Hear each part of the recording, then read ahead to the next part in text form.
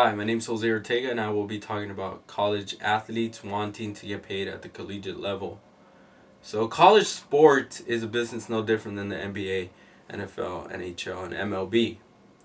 Uh, Keeping that in mind, there's a big debate that comes into play when talking about college athletes wanting to get paid. Uh, College athletes are used in commercials, their names are used on merchandise, but they are not receiving any of that revenue. Unlike pro sports, these athletes are receiving some of that revenue. So there's a huge debate between college athletics programs and the athletes, and we'll go through the different factors on why it's not a good idea to pay these athletes. Athletes want to get paid. You know, it's understandable. You're there. Your name's being used. You're being used on commercials. You want to get paid, but what if you only pay college basketball and college football? You know, there's going to be a controversy if only these two sports are getting paid. And a lot of universities do not have the funds to pay all the athletes. So, what is it that these players are asking? Or are they asking that we only pay the superstars, or are we going to pay everybody? Because if you're considering paying everybody, there's not going to be enough money to go around. Not everybody's going to be happy. And I feel that the NCAA is doing a great job of keeping everybody happy, but there's always going to be that one or two or three players that are going to have to that are trying to spark up controversy.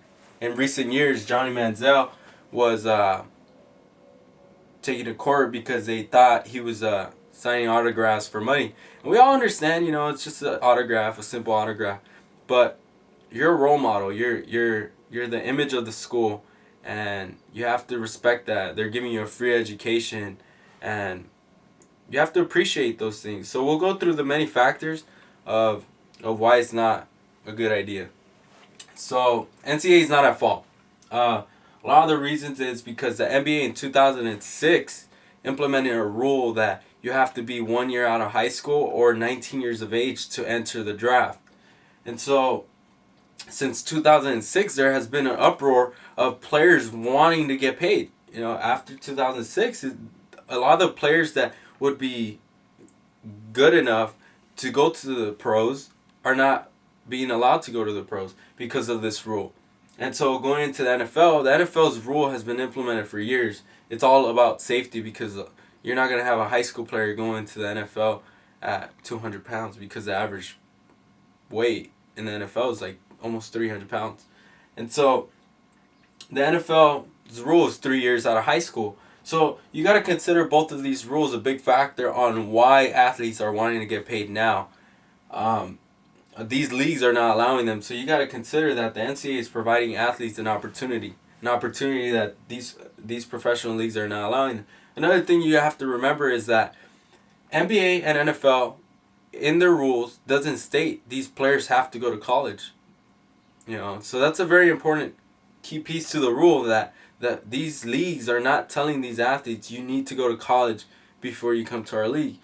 Of course, there's that risk of going overseas and playing over there and not making it, you know, because it is a big deal of going overseas, and then there's going to be film of you playing professionally, and if you don't do well, the NBA and NFL are going to say, you know what, this player might not be cut out. So there's a big risk.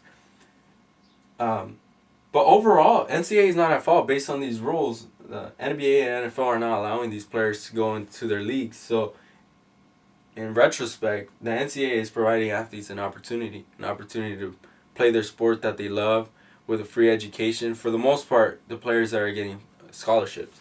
So we're going to move on to the next topic. Where will the money come from? You know, a fraction of... Sorry, let me go back. Where will the money come from? A fraction of college programs are considered profitable. You can consider Alabama, Texas football programs. They're very profitable. They have a lot of people that donate to the program, which allows the program to be profitable. Um, Reasons why only basketball and football want to get paid is they generate the most revenue, which is understandable, but because they generate most of the revenue, doesn't mean they can get paid. big question is, where are the profits going? Let's see. Only a fraction. So where's the money going? So colleges and universities support the idea that intercollegiate athletic competition is a valued part of the higher education experience. A lot of the times you will find that, let's say basketball and football are profitable, they will sponsor other teams like volleyball, tennis, so it's not that there isn't money, it's just that money's being used somewhere else. So that's a very important thing to understand, why college athletes cannot get paid, because there's not enough money to go around, because there's some programs that aren't profitable. So we're going to move on to the next topic. We have to remember why they're there. They're students first, college education through participation in sports. What are we trying to teach? Okay, so when a student athlete goes to college, we're there to teach. They're there to teach. Like Jim Boeheim from Syracuse said, paying college athletes is the most idiotic suggestion he's ever heard. Because one thing everybody has to remember, if he wanted to coach professional athletes, he would coach in the NBA. But he is a teacher. I've seen his work, and a lot of the reasons why he stays in the collegiate level is because he loves to teach young athletes, teaching them the way the NBA is going to be. So a lot of these college coaches are not just there for showboat, they're there to actually teach these athletes. Santa Clara, okay, so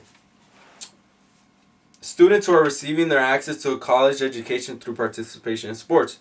So you go to college to learn, you play sports to build character, and hopefully one day become professional, right? Now, what if the sole purpose of going to school was for money? And Santa Clarita says paying athletes instead could potentially promote greed, vanity, pride, and selfishness, the very attributes we detest in many of our professional athletes today. So, we have to remind them that they're students first,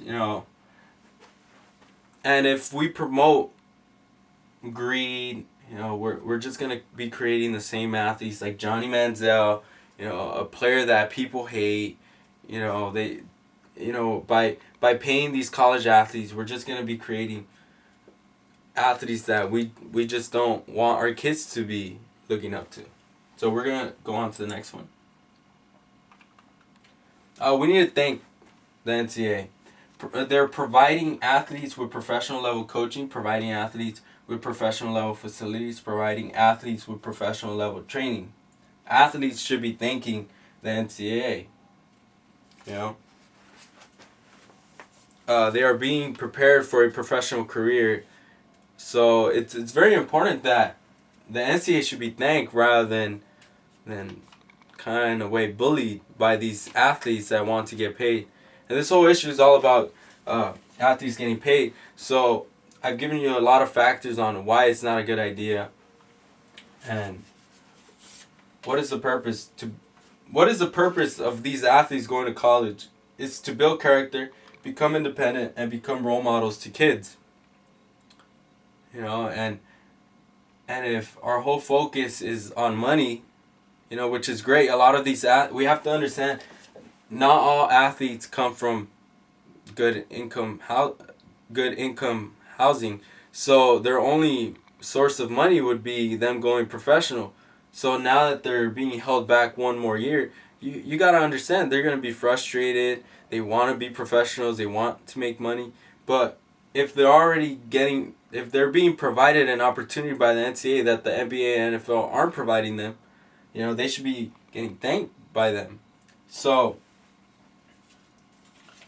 it's a big thing. And final thoughts: student athletes have the opportunity to build character, become more independent through team sports, and learn how to become role models to kids. Think about it. You go to college to learn. You play sports to build character, and hopefully one day become a professional. But you won't be a professional in the NCAA. They're providing you an opportunity to further your career, while the professional leagues aren't allowing you in the league. So we have to remember these factors before paying these college athletes. It's not the NCAA's fault. So I want to thank you for your time. And that's me.